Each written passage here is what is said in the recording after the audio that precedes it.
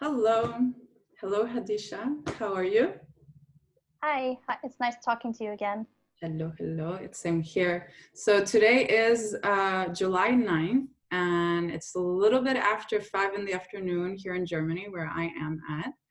And I am Laura Maria Caldarone, and this is 14 Days to Change. And with us, we have Hadicha Kamalova, and she's from Tashkent, Uzbekistan, but she is living in London right now. And she actually works in the fintech industry. And I think for now, this is sufficient because we're going to see a little bit more about who she is and what we spoke about 2 weeks ago. Hadicha, thank you again for joining us 2 weeks later. Thanks for having me. As you know, you are the 15th story in this series, but like I hinted, this is actually our second interview because the first one was on the 25th of June, and things have changed. We spoke back then about Uzbekistan, obviously, and the UK, because that's where you live right now. I would like to show bits and pieces of what we spoke about 2 weeks ago. But before we do that, before I share the video with you and the rest, let's just talk a little bit about the data, about the numbers, both in Uzbekistan and the UK, just so we have that in our minds as we watch the things that were said 2 weeks ago. So Uzbekistan on the 25th of June had 7,177 cases, and it had 20 deaths. Today, 9th of July, it has 11,447 cases. So that's an increase of about 4,000 new cases in these 2 weeks that Hadicha and I haven't spoken. The deaths back then were 20 and now 49. So unfortunately, there's also been a slight increase in deaths. This is for Uzbekistan. For the UK, it's a little bit more complicated for a couple of reasons. We need to keep in mind two things about the UK. First of all, in general, unfortunately, the data collection, just data in general on testing for the UK has had its mishaps. It hasn't been very robust since the beginning. It had issues. And a couple of days ago, 30,000 cases were just revised and erased from the total cases because it seemed it was double counting. So keep in mind that right now the UK has 286,979 cases.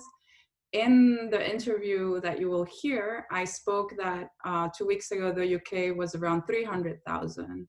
So that's the reason why it doesn't match. It's not that the UK got better. It's actually just 30,000 cases were taken out from the database. And unfortunately, the UK has also increased in numbers. So for instance, only yesterday there were 640 new cases and there were 126 new deaths. Keep in mind that when I say the UK and other people say the UK, it is true that it's not really the UK. We need to remember that the United Kingdom consists of 4 countries, so England, Scotland, Wales, and Northern Ireland. And they all have responded very differently to the coronavirus pandemic. They have their own measures in place, their own rules. And it is England that is suffering and has suffered the most cases and the most deaths. And this is the case even today. So I think that's enough. UK total cases right now, 286,979. And deaths, 44,517. These are the official numbers from the UK government website. Too much number talking. I think that's more than enough, but it's good to keep track and to just keep it here in the video so we always remember. And now we'll think about it while we watch you, Hadicha. So I'll ask you to please go on mute. I am going to share the screen with you. Let me know if you see it and if you hear it, because unfortunately I've had issues with it. So you should be able to see the screen, doing it big, and let's see what happened 2 weeks ago. Why don't you tell us a little bit about yourself? Who are you? So I'm Hadicha. I'm from Uzbekistan, but I'm currently living in London. And I'm actually really interested to share the story of Uzbekistan, since not a lot of people know about the country. And in general, the spring, summertime is the most the best time for tourists. And unfortunately, this year, since coronavirus has swept the globe, not that many tourists are visiting Uzbekistan. So it'd be really interesting to see people visiting more if they watch this video. Yeah, Yeah. and I mean, Sorry. no. Before we start speaking about Uzbekistan and also a little bit about the UK, because it will be interesting to see, to compare and contrast both your country at heart and the country you're living in, right? They're very different in general, but also their numbers, their response. The coronavirus pandemic is quite different, so we'll speak about that. But just tell us a little bit more about yourself. What is it that you what is it that you do? How long you've been living there? How old you are? Just a little bit more about you, and then we start speaking about the other things. I'm 24, and I work in fintech for a fintech company. And in general, before coronavirus, they were pretty relaxed about working from home in general. But now that coronavirus, the lockdown has happened, it was pretty easy transitioning into working from home full time. Yeah. But if you can tell me for both countries, what is it that is happening right now? So what is the most important topic that people are talking about? What is on the news right now? What is happening in both countries, just so we can have a current look at what is happening in Uzbekistan and in the UK? Here in the UK, from June 15th, they have said that you must wear face masks on transport. Before that, you weren't obliged to wear face masks at all. Also, yesterday, the Prime Minister has said that there was a 2-meter rule in the UK. Everyone should keep 2 meters apart. But yesterday, the Prime Minister has said that if 2 meters is not possible, then people should stay at least 1 meter apart from each other, but with precautions such as face masks or face coverings. And then also from the 15th of June, the stores have opened up. And hopefully from 4th of July, they've announced that pubs, cafes, restaurants, and hairdressers can also slowly begin to open up. In terms of Uzbekistan, they have implemented a 3-color system. So there's red for hotspots where there's a lot of coronavirus cases, and then orange and green. Orange is less severe, and green is more mild number of cases. And I would say just over 2 weeks ago, on June 8th, the public transport system has opened up, which was completely shut off since the 21st of March. So for about a month, 2 months nearly, the transport system has been completely shut off. And that's in the whole country, correct? That's in the whole country, yeah. And yeah, that's where we're at the moment. In Uzbekistan, there has been 6,990 cases so far, which have been tested positive.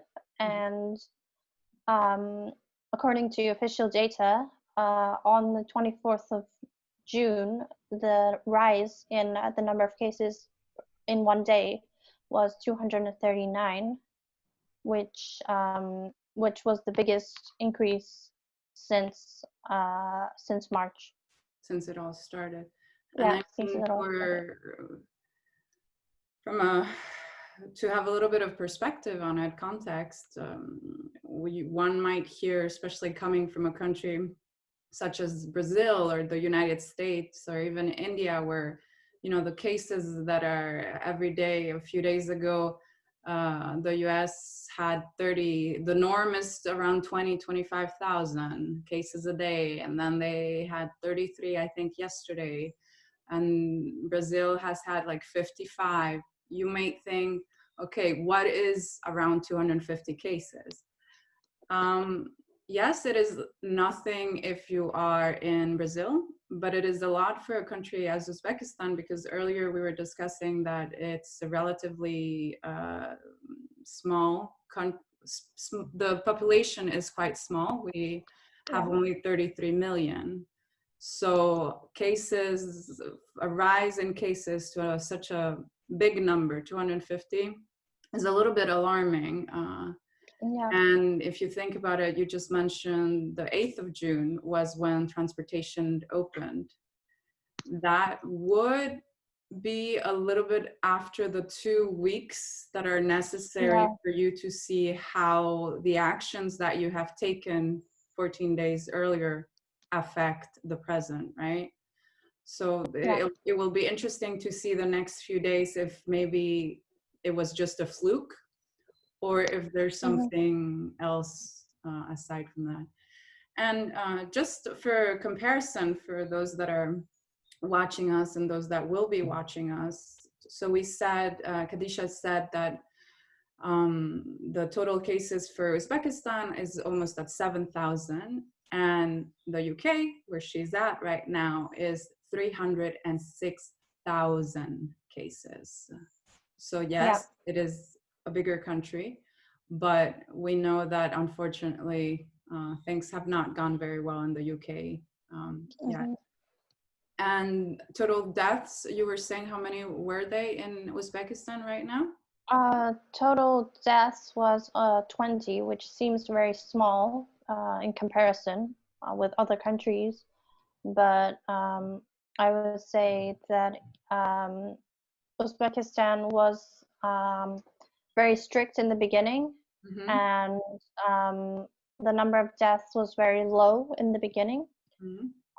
Because they enforced lockdown really strictly, and they closed off all transportation, the airports, and I would say that if they hadn't closed down air transportation, a lot of new cases would have come in from abroad, and the number would have been much bigger. Much bigger, yeah. I mean, like we spoke when I approached you for this interview, I told you I have lived in Uzbekistan.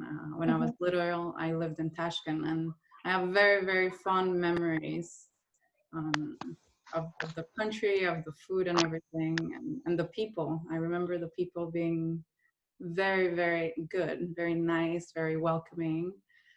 And I really hope as things start easing up, just like transportation has opened and so on, that people are still cautious. Unfortunately, to compare with other countries to see what not being careful or just letting go can cause. Always, obviously, the economy, you were telling us that Uzbekistan is a country that in the spring and in the summer relies a lot in tourism. So Yeah. they are suffering, they were suffering economically, but things need to be careful about. Tell me about your hopes and your concerns for the UK, your hopes and your concerns for Uzbekistan. What is it that you think is going to happen in the next few days? What is going to happen in the next few weeks? And what is it that you don't want to happen? And just tell us about for both countries and for yourself, obviously.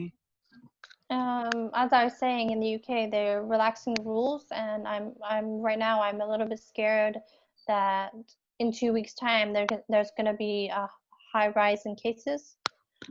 For example, yesterday was the hottest day in the UK, and my friend who lives near Brighton, near the beach, she sent pictures of people lying on the beach, and there's very little distance between them, and no one was wearing a mask.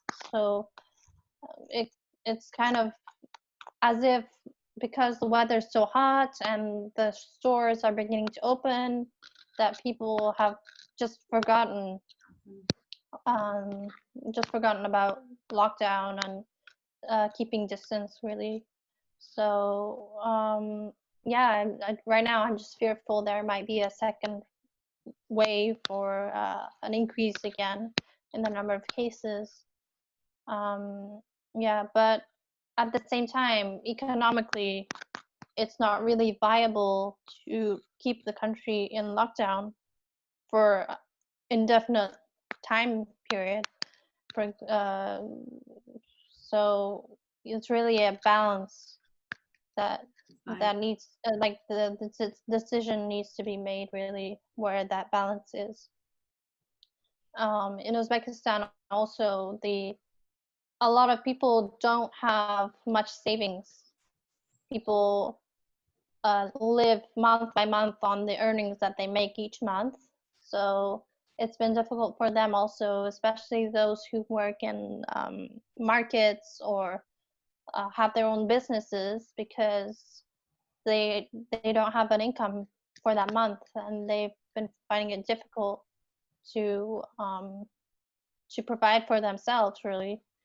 So, and another point is that we haven't mentioned is that the government in the UK has been providing financial support for businesses, for people who are out of work, who can't work because of the pandemic. And it might not be a lot.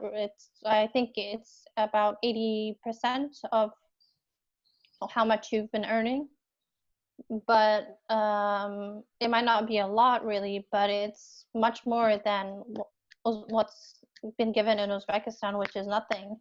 Nothing. They haven't really been.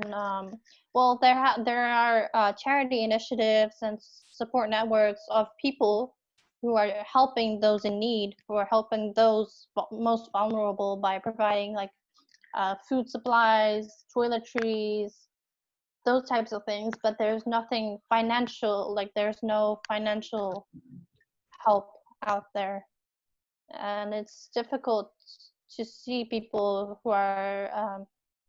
who had a steady stream of income that they could rely on have that cut off and not be able to support themselves.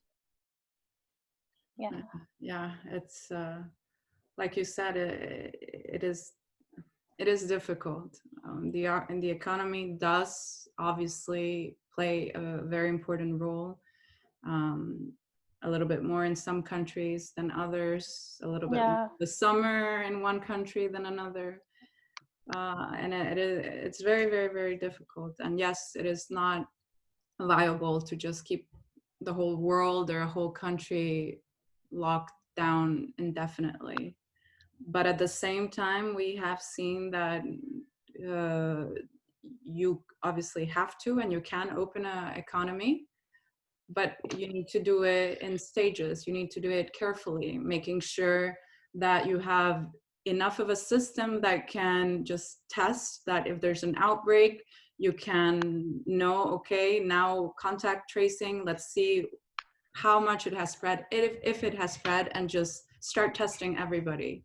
Because the Mm-hmm. problem is, if you have small outbreaks or even different types of outbreaks at the same time, but if you have a system, a supportive system that can, you know, surround, identify, know, and act, then you're okay. You just, you know, it's just something that your country is living with.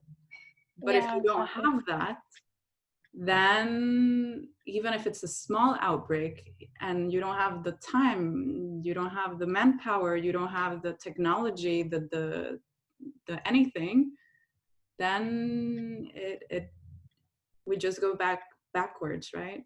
And Yeah, it's exactly. worse. But yes, a very very difficult. And I assume now you told us your concerns for both Uzbekistan and the UK. I assume the opposite of your concerns are your hopes, or do you have any, Yeah. or do you have one more hope or something else? Well, generally speaking, my hope is that things will get better. That uh, that the government, both in the UK and in Uzbekistan, will find a way to balance out the economic impact and the the number of people who are getting ill with coronavirus, and find a way to balance that out, I guess. Mhm. Yeah. And now for the last question. Putting aside I mean, putting aside your hopes and concerns for the countries, let's say, but Mhm. if you can't or if you don't want to, obviously don't. But what I want to know is just if you could speak to Hadicha in 14 days, what would you tell her? Anything about, just if you could speak to your future self, what message would you tell her? Um, that 2 weeks isn't actually a long time. That it goes by really quickly, and that even though it's already gonna be July, that I should still be cautious, um, because uh, the virus is still out there, and just because lockdown is the measures of lockdown are decreasing doesn't mean that that that the virus has been eradicated really. So yeah, that's what I would tell myself firstly, and also um, that uh, in general that it's difficult to see people not following the rules. So I guess I'll tell myself to follow the rules, to wear a mask even though it's hot, and to keep a distance where possible, really, and avoid big crowds. And that this year, probably going abroad on holiday will not be an option as well. Yeah, so that's what I would tell myself in 2 weeks. In 2 weeks. So it's a good message. Be cautious, be conscious, and just keep on going, right? Yeah, Keep on going. Hadicha, it has been a pleasure talking to you. I could have continued talking to you about Uzbekistan, about the UK, and just seeing your perspective from two such different countries, and just you're right smack in the middle. And it has been really, really nice. And I will see you in 14 days. yeah, it was great talking to you and comparing the two countries, which isn't something I've done personally, and it's been wonderful talking to you. Thank you. And Thanks. see you in 14 days. Yeah, see you in 14 days. Bye. Hadicha. It's 14 days later. Mm-hmm. Things have changed. But before we Yeah. speak of what has changed and how it has changed, how does it feel? It's the first time you see this video, so it's the first time you hear your hopes and concerns, which will address them. But the message, right? Your message to yourself. Yeah, like I said, it really is. 2 weeks isn't a long time at all. It goes by so quickly, and um, and things things can either get really very much better or worse. And I think that in the case of Uzbekistan, for example, the things are getting worse, and it's just a little bit frustrating that 2 weeks ago people could have been more cautious and prevented uh, the pandemic getting worse. Yeah, because even when we spoke about the highest, just just hearing also, we were speaking not only about Uzbekistan and the UK, but we also mentioned some numbers like how many cases the day before Brazil had new cases, and the US. And it feels like so long ago that the US had 22,000 new cases. And then when we were speaking, it was around 30, 32, which was so big. And then a few days ago, their highest was around 55. And yesterday, it was above 60,000. And this is only in one day. And Yeah. It's accelerating.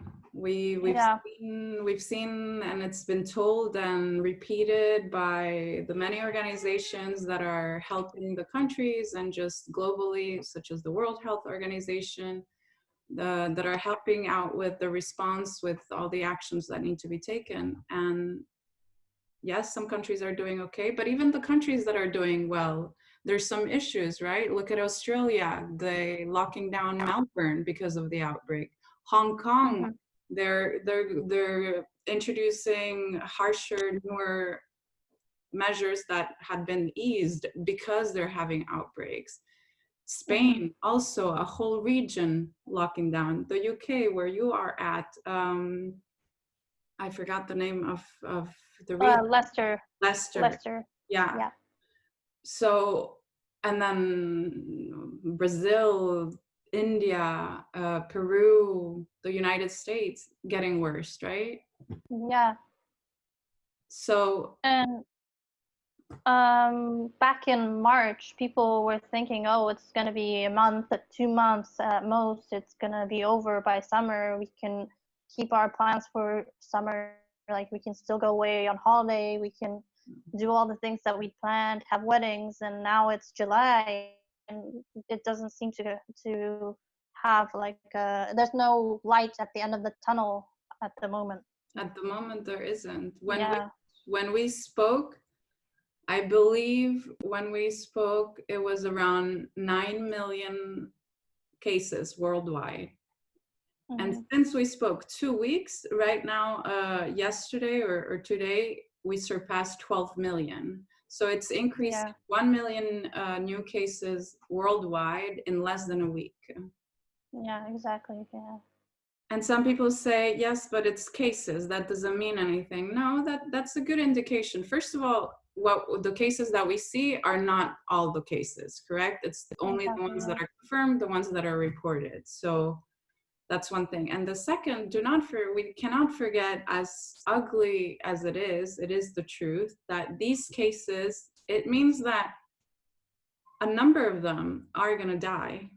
A number of them are going to get better.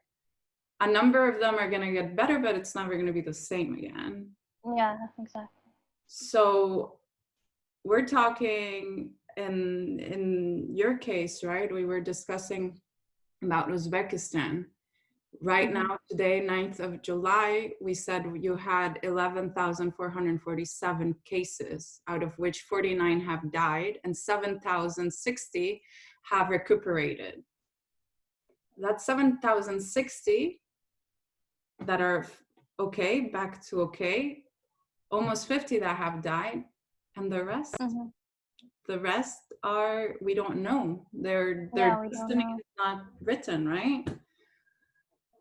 It's something we always have to think. Higher cases means there's something that is going to happen. Obviously, it's not going to be as bad as March, right? You said March, when people were thinking it's just going to be a thing of 1 month or two. It was a time that a lot of things were still being discovered with the virus, right? So now July, there's better care. Hospitals are more knowledgeable. They're better prepared. Your doctors, your nurses, they know what to do, not to do. And they have protective equipment as well, which they didn't have in the beginning, especially in the UK, which was a problem for, because there were a lot of the deaths were doctors in the beginning. Exactly. Here in the UK. And the nursing homes, right? Yeah. So there are changes. There's going to be things that help, but there's also things that don't help. You said it's a pity that, you know, back then, a few weeks before we spoke, the public transportation was picking up again, right? And yeah, so from June 8th, I think it was, that they opened up local transportation. And I would say that in 2 weeks after that, there was a rise in cases.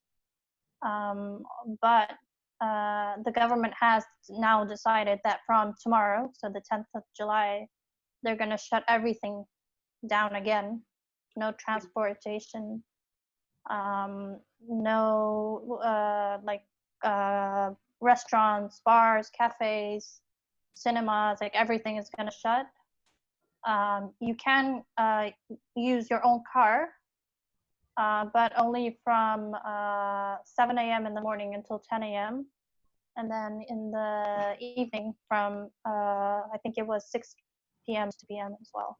But during other times, there's no cars on the road and no transportation. And you only leave your house for essential? Only for essentials, yeah. Well, only for essentials, like going to the supermarket, or in case of emergencies, like going to the hospital. So we're back back to the beginning, basically. We're back. Yeah, we're back to what initially occurred at the end of March. But one thing I would say, well, I personally think that in March there weren't a lot of cases, but they shut everything down anyway.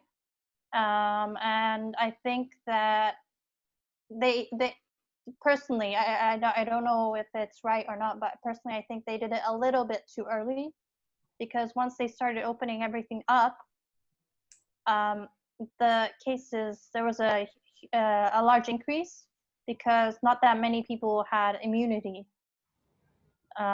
because not that many people had been had become ill at that point. So unfortunately, I can tell you a little bit about that. It would take way too long. Too many deaths, but also impact too greatly the healthcare system, no matter how good your healthcare system is, to be able to say, look, we have infected the majority of the population, let's say 70-80%, so it should be okay.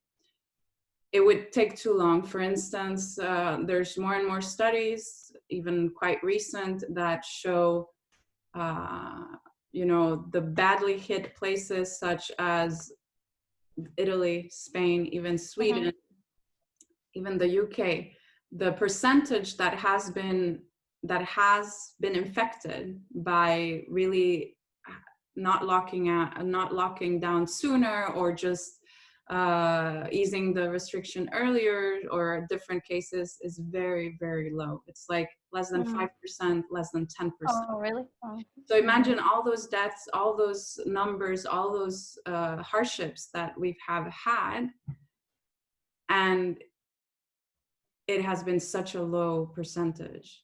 The other problem is that there's more studies that are showing that if you get it today and you recuperate, there may be a period of time that you are immune to it, that you're okay, but it only lasts around 2-3 months. These are the latest studies I had a look at, which means that, you get it today, you're fine in a month, you'll be fine, let's say 1-2 months, but come winter, September, October, November, whatever, you can get infected again. And we don't even know, like, if you had mild symptoms last time, does it mean you'll have mild symptoms now? So, but what we do know and we have seen is that it is better to take action faster, sooner, as long as if you're locking things up, you're also testing, you're also doing other things behind, you know, behind the scenes. So what may happen, I'm not sure, but what could have happened in the case of Uzbekistan is that testing or contact tracing or all the other things that, you know, still do social distancing and so on, when the easing up of the restrictions happened, was not done as much as it should have been done. And that's why there was community spread, you know? I remember you mentioned about the public transportation, that it's hot, you know, are you going to wear a mask? You're more, and in Uzbekistan, it's everywhere, right? Less social distancing and so on, so higher risk of transmission. So yeah, unfortunately, the sooner the better, actually. Yeah. But it's what you do with the time you buy, right? Because you can buy all the time you want, but if you don't do anything in the meantime, you just press paused, right? In a sense, kind of. Yeah, you just move it to a later date. So, yeah. So it's what is your family saying back in Tashkent? What are they? They're saying that not that many people are wearing masks. They're not, because it's, once again, it's really hot and it's humid, so it's difficult to breathe with a mask on. So starting from tomorrow, once again, they're locking everything down. And once again, there's no financial support for lockdown. So those out of work, they don't have a financial support system to fall back on. Also, the borders are still not open. I mentioned that last time that they were planning to open from 1st of July, but that didn't happen. And now they're in lockdown again until 1st of August. So for 3 weeks, 20 days, I think, yeah. They're in lockdown again. So until then, the borders are not going to open. And one thing that I think is worth mentioning is that a lot of people are migrant workers in surrounding countries like Kazakhstan or Russia. And obviously, because of lockdown, they're out of work and they're trying to get back to Uzbekistan. But they were organizing charter flights and bringing people back and isolating them in the shipping containers. But there's too many people, and they're just not able to bring everyone back, and it's a really difficult time because the migrant workers, they're low paid laborers, basically builders, and they don't have any financial support at all. And there's at the border with Kazakhstan at the moment, there's a huge number of laborers who have arrived at the border and they're just not being let in because the government is scared that if they let them in and they can't they can't isolate them, the number of cases is going to increase exponentially. So that's another factor that's really difficult to find a balance of how to solve the problem. Yeah. And I mean, this is a upside down refugee situation because these people are trying to go home, right? Go back home, yeah, because living in Kazakhstan or Russia, they have to, you know, pay rent to live there, pay for their food and like their daily expenses. And because they're not working, they don't have any money to support themselves. And of course, in Uzbekistan, they have family, they have somebody, and Yeah, it's very family oriented. I remember. family oriented and community oriented. Yeah. And you're right. I don't know the situation about Kazakhstan, so I can't say anything. But Hmm. for Russia, Russia has been in the news for the past weeks for different reasons, but Corona Hmm. related was because of the high number. It was third spot, third place, Yeah. not a place you want to be, but it was third place in highest cases. And then India recently has surpassed it, right? But still, Russia Hmm. has a lot, a lot. If I remember correctly, over 600,000 cases currently. And ironically enough, I just by what some of the things you were saying, you reminded me of a conversation I had a few days ago. It was my first interview with somebody from Russia, from Moscow. And she was telling me that it looks like the pandemic never happened, the virus never happened, the sky was blue, the sun was shining, and everybody was in a bar, in a restaurant, shopping, talking, no masks, no social distancing. Hmm. And it really felt summer. Everything is fine. And of course, it can be summer, but the virus doesn't care, right? So Yeah, exactly. that the government, that the Uzbek government is afraid that these workers are coming home and there's no way to quarantine them. And what if they bring, it's a fear that is quite understandable. And because there's so many of them, it's difficult to bring them all back and isolate them. Because they'll have to, yeah, they'll have, I remember I didn't put it on this video, but we'll see it in your stories behind the scenes, the whole concept, how Uzbekistan did the isolation quarantine for people coming into the country. Hmm. And not all countries are doing that even now, right? With the borders Hmm. opening, Yeah, you're seeing.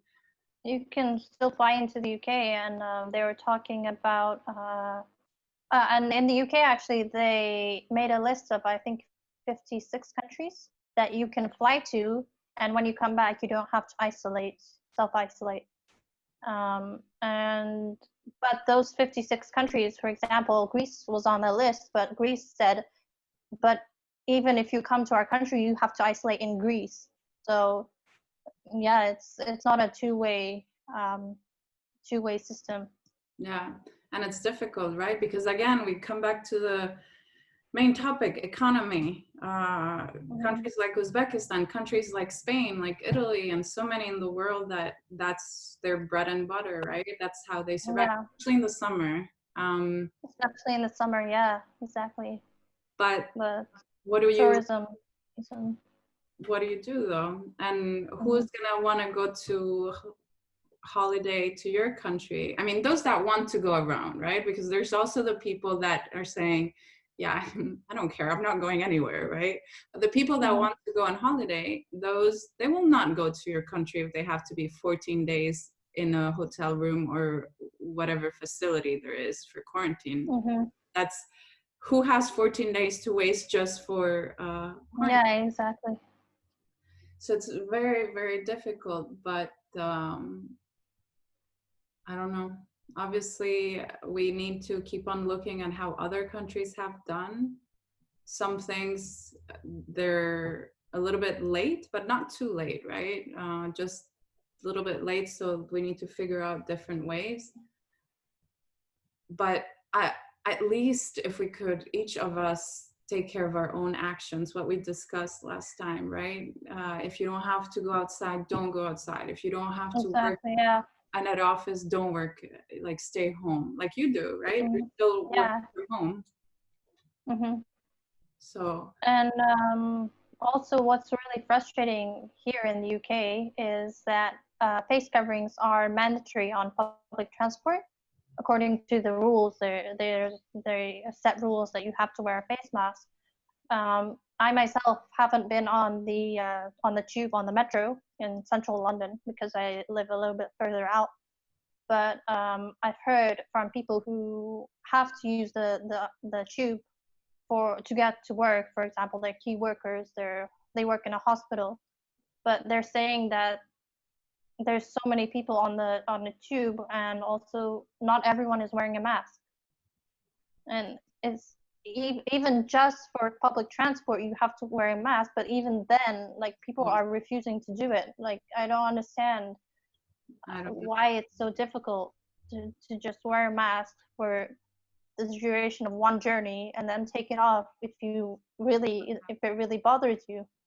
I'm with you in this. I'm with you because it is just a mask. Nobody's telling you to pierce your eyes or pierce your nose.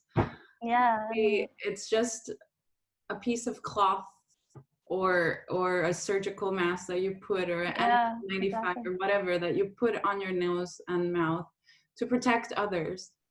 The problem is that there's still people don't understand, and they don't believe how it's protecting. They keep on saying, oh, but you know, viruses are so tiny that they just go through. That is true. But here, do not forget, with this virus, with COVID-19, the virus we're talking about, the pandemic, one way that we know it transmits is via droplets, right? And what are droplets? Droplets are basically the tiny little liquid that you see or don't see. So if I'm talking to you and I spit, that's a droplet. And I say up and I apologize. But usually you don't spit, right? Normal people, you know, they don't keep it in. But you don't see that there are little things coming out of my mouth and my nose. And that's what you're preventing. So by having something in front of your face, you're making sure that stuff just stays there on you. Yeah. And nothing's going to happen to you, right? Because if you're already infected, if you already have the virus, even if it touches your lip or your nose, you have it. But you're protecting the other person. Yeah. So I'm with you. I don't understand why it's so difficult. And you can even see countries that have worn them and are doing better. And it's about altruism, right? Solidarity, thinking about others. Yeah, thinking of the community and not just yourself. Yeah. And I think the 21st century is a little bit too selfish of a century. Yeah, I would agree. Right. So I hope whoever watches this understands that they do work. It's not the solution. We've said it many times. It's part of the solution, just to lower the risks, right? Stop the spread, which is what we want. Because as we said, herd immunity it's a cruel dream, first of all, from the beginning. And it's unfortunately a cruel dream that is impossible to achieve with this virus, because wanting that would mean too much suffering and deaths, which we already have, but this would be like crazy numbers, because again, it would take too long to reach the herd immunity, whether it's by force or by nature. So what can we do? Just, you know, kill it, exterminate the virus by not giving it what it wants, right? Which is people to spread it to. Yeah. So let's see what happens. I hope that this lockdown that Uzbekistan is gonna start again with will help. Yeah, hopefully. And right now it's planned until the 1st of August, but nobody knows if it doesn't get better, they might prolong it. And how long can you prolong it when people need to earn a living because they don't have anything to fall back on? That's the problem. Yeah. So many unanswered, like there's so many things that we don't know, so many unanswered. One thing that we do know though is how things can change, right? In 14 days, even with this experience that you've had with me and 14 days to change. We spoke about the situation 14 days ago, bits and pieces about your life, your experience from the very beginning, what was happening then, what is happening now. We spoke the changes like the lockdown and the numbers increasing in general. So those are things we do know. And last time I asked you if you could speak to yourself, what message would you give the Hadicha in the future? Now instead, with this experience and just your knowledge and everything that is happening and your hopes and concerns, my question is, what message would you give to the people that will watch this video? And it doesn't matter if they're from London or from Tashkent, or they're from a place that is better off or worse off than what we discussed in Uzbekistan and the UK. If you could tell them something, what would you tell them? Wear a mask, first of all.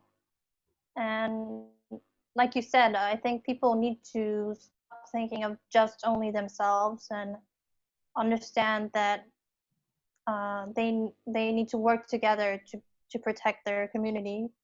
And so in most countries, I would say, I don't think there's a country in the world that hasn't been affected by the pandemic. So in most countries, there's still a lot of cases, and I think that people should be cautious. And even though it's really frustrating after lockdown, well, in many countries, since lockdown has been going on for so long, coming out of that, people should still be cautious and try to prevent a second wave occurring. Yeah. So be cautious, wear masks, be less selfish, think of others. Yeah.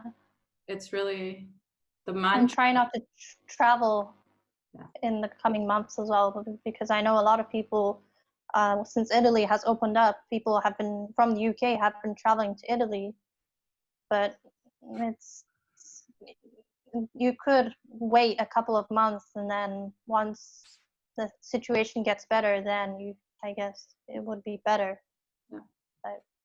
Because it is true that if you're outside at the beach, at the park, and you are social distancing and you're wearing a mask when you can, and you're moving around, it is true that the risk of transmission is lower than if you are having a party in a house with no ventilation and no social distancing and no masks. So yes, you have instances where the risk is lower, but there's still a risk, right? And you still have to take that flight, and you still have to on the plane, exactly. And so, or the air is like not fresh air, it's filtered, but still, yeah.